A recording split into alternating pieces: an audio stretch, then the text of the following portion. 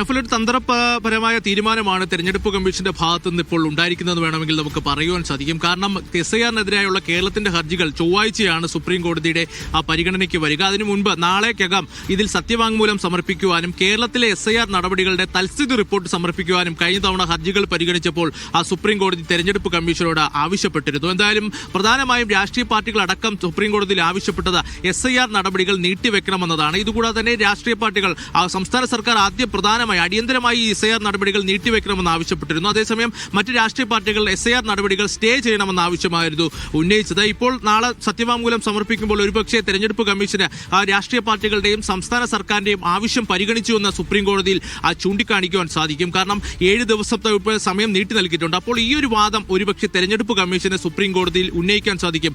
കേരളത്തിന് പുറമെ ബംഗാൾ അതുപോലെ തന്നെ തമിഴ്നാട് അടക്കമുള്ള സർക്കാരുകളും SIR-നെതിരെ സുപ്രീം കോടതിയിൽ എത്തിയിരുന്നു. ഈ 3 മാസം എന്ന സമയപരിധി അത് പര്യാപ്തമല്ല എന്നതായിരുന്നു തെരഞ്ഞെടുപ്പ് കമ്മീഷനെതിരെ സുപ്രീം കോടതിയിൽ ഈ സംസ്ഥാന സർക്കാരുകൾ ചൂണ്ടിക്കാണിച്ചത്. അതുപോലെ തന്നെ BLO-മാരുടെ ആത്മഹത്യ അടക്കം സുപ്രീം കോടതിയിൽ ചർച്ചാ വിഷയമായിരുന്നു. എന്തായാലും ഈ വിഷയങ്ങളെല്ലാം പരിഗണിച്ചുകൊണ്ട് സമയം നീട്ടി നൽകിയെന്നൊരു വാദം ഒരുപക്ഷെ തെരഞ്ഞെടുപ്പ് കമ്മീഷന് നാളെ സുപ്രീം കോടതിയിൽ ഉന്നയിക്കാൻ സാധിക്കും. കാരണം കേരളത്തിന്റെ ഹർജികൾ പരിഗണിച്ചപ്പോൾ തന്നെ കേരളത്തിലെ സാഹചര്യം വ്യത്യസ്തമെന്ന് ചീഫ് ജസ്റ്റിസ് സൂര്യകാന്ത് അടക്കം ചൂണ്ടിക്കാണിച്ചിരുന്നു. ഈ ഒരു സാഹചര്യത്തിൽ തൽസ്ഥിതി റിപ്പോർട്ട് അടക്കം സമർപ്പിക്കുവാനും തെരഞ്ഞെടുപ്പ് കമ്മീഷനോടും അതുപോലെ തന്നെ സംസ്ഥാന തെരഞ്ഞെടുപ്പ് കമ്മീഷനോടും ആവശ്യപ്പെട്ടിരുന്നു. എന്തായാലും സംസ്ഥാന സർക്കാരിന്റെയും രാഷ്ട്രീയ പാർട്ടികളെയും ആവശ്യം അംഗീകരിച്ചു എന്നൊരു വാദം ഒരുപക്ഷെ തെരഞ്ഞെടുപ്പ് കമ്മീഷൻ നാളെ കോടതിയിൽ ഉന്നയിക്കാം. അപ്പോൾ SIR-നെതിരെ കൂടുതൽ നടപടികളിലേക്ക് ഒരുപക്ഷെ സുപ്രീം കോടതി കടന്നേക്കില്ല.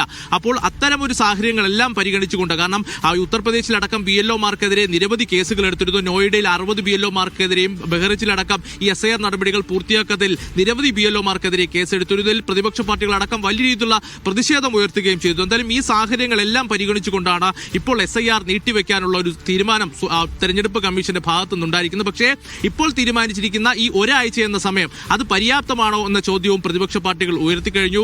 ഇതല്ല തങ്ങൾ ആവശ്യപ്പെട്ടത്. ഈ 3 മാസത്തിന്റെ സമയം നീട്ടണമെന്ന് പറയുമ്പോൾ അതൊരു 7 ദിവസം നീട്ടേണ്ടതല്ല എന്ന് തന്നെ പ്രതിപക്ഷ പാർട്ടികൾ ഉന്നയിക്കുകയാണ്. എന്തായാലും മറ്റ് സംസ്ഥാനങ്ങൾ 12 ഇടങ്ങളിലാണ് SIR രണ്ടാം ഘട്ടത്തിൽ പുരോഗമിച്ചുകൊണ്ടിരിക്കുന്നത്. ഈ സംസ്ഥാനങ്ങളിലെല്ലാം ഒരാഴ്ചത്തെ സമയം കൂടി ഈ SIR പൂർത്തിയാക്കാൻ ഇപ്പോൾ തെരഞ്ഞെടുപ്പ് കമ്മീഷൻ അനുവദിച്ചിരിക്കുകയാണ്. എന്തായാലും രാഷ്ട്രീയ പാർട്ടികളുടെ പ്രതികരണം ഈ വിഷയങ്ങളിൽ വരും മണിക്കൂറുകളിൽ ഉണ്ടാകുമെന്ന കാര്യത്തിൽ സംശയമില്ല. നേരത്തെ തന്നെ ഈ ഹർജികൾ സുപ്രീം കോടതിയിൽ വന്നപ്പോൾ ഡിസംബർ 2 ഹർജികൾ പരിഗണിക്കുമ്പോൾ സ്റ്റേ എന്ന ആവശ്യം ഉന്നയിക്കുമെന്നതാണ് മുസ്ലിം ലീഗിന് വേണ്ടി ഹാജരായ ഹാരിസ് ബീരൻ അടക്കം ചൂണ്ടിക്കാണിച്ചത്. എന്തായാലും സമയപരിധി നീട്ടിയെന്ന വാദം തെരഞ്ഞെടുപ്പ് കമ്മീഷൻ എന്തായാലും സുപ്രീം കോടതിയിൽ ഉയർത്തും. അപ്പോൾ സ്റ്റേ എന്ന ആവശ്യത്തിൽ ഉന്നയിച്ചായിരിക്കും ഇനി പ്രതിപക്ഷ പാർട്ടികളും സംസ്ഥാന സർക്കാരുകളും മുന്നോട്ട് പോവുക. നൗഫൽ.